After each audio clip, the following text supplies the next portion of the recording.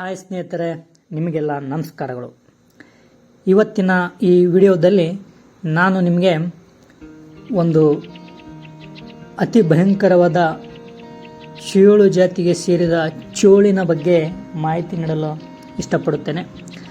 ಸಾಮಾನ್ಯವಾಗಿ ನೀವು ಮನೆಯ ಕೊಟ್ಟಿಗೆಯಲ್ಲಿ ಅಥವಾ ಹೊಲದಲ್ಲಿ ಗದ್ದೆಗಳಲ್ಲಿ ಈ ಚೇಳನ್ನು ಸಾಮಾನ್ಯವಾಗಿ ನೋಡಿರುತ್ತೇವೆ.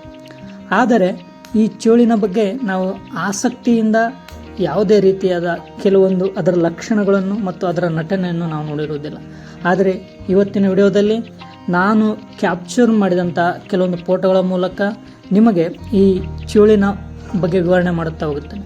ಪ್ರಿಯ ಸ್ನೇಹಿತರೆ, ನೀವು ನೋಡ್ತಿರ್ಬೋದು, ಇಲ್ಲಿ ಕಾಣುತ್ತಿರುವ ಚೇಳು ವಿಶ್ವದ ಅತಿ ದೊಡ್ಡ ಚೇಳಿನ ಜಾತಿಗಳಲ್ಲಿ ಒಂದಾದ ದೈತ್ಯ ಅರಣ್ಯ ಚೇಳು. ಇದು ಅರಣ್ಯದಲ್ಲಿ ಕಂಡುಬರುವಂಥದ್ದು. ಇದನ್ನು ಸಾಮಾನ್ಯವಾಗಿ ಎಟರೋಮಟ್ರಸ್ ಸ್ವಾಮಿಡಾರ್ಮಿ ಎಂದು ಕರೆಯಲಾಗುತ್ತದೆ. ಇದು ಮುಖ್ಯವಾಗಿ ಭಾರತ ಮತ್ತು ಆಗ್ನೇಯ ಏಷ್ಯಾದಲ್ಲಿ ಕಂಡುಬರುವ ಈ ಚೇಳು 23 ಸೆಂಟಿಮೀಟರ್ ಅಂದರೆ 23 ಸೆಂಟಿಮೀಟರ್ ಉದ್ದದವರೆಗೆ ಬೆಳೆಯುತ್ತದೆ. ಇದು ಚೇಳುಗಳಲ್ಲೇ ನಿಜವಾದ ದೈತ್ಯವಾಗಿದೆ.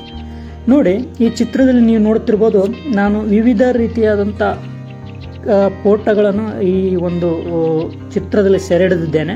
ಇದರ ಪ್ರಮುಖ ಲಕ್ಷಣವನ್ನು ನೋಡುತ್ತಾ ಹೋದಾಗ ಇದು ಒಳಪುಳ್ಳ ಕಪ್ಪು ಎಸ್ಕೋಸ್ಕೆಲಿಟನ್ ಅಂತ ಕರೆಯುತ್ತೇವೆ. ಇದು ರಕ್ಷಣೆ ಮತ್ತು ಬೇಟೆಯನ್ನು ಸೆರೆ ಹಿಡಿಯಲು ಬಳಸುವ ದೊಡ್ಡ ಶಕ್ತಿಯುತ ಪೆನ್ಸರ್ಗಳು ಇಲ್ಲಿ ಕಾಣ್ತಿದೆ. ಅಂದರೆ ಸೈಡಿಗೆ ಇರುವಂಥದ್ದು ವಿಷಕಾರಿ ಕುಟುಕಿನಲ್ಲಿ ಕೊನೆಗೊಳ್ಳುವ ಉದ್ದವಾದ ವಿಭಜಿತ ಬಾಲ ಇದೆ. ಅಂದರೆ ಉದ್ದವಾದ ಬಾಲ್ ಇದೆ.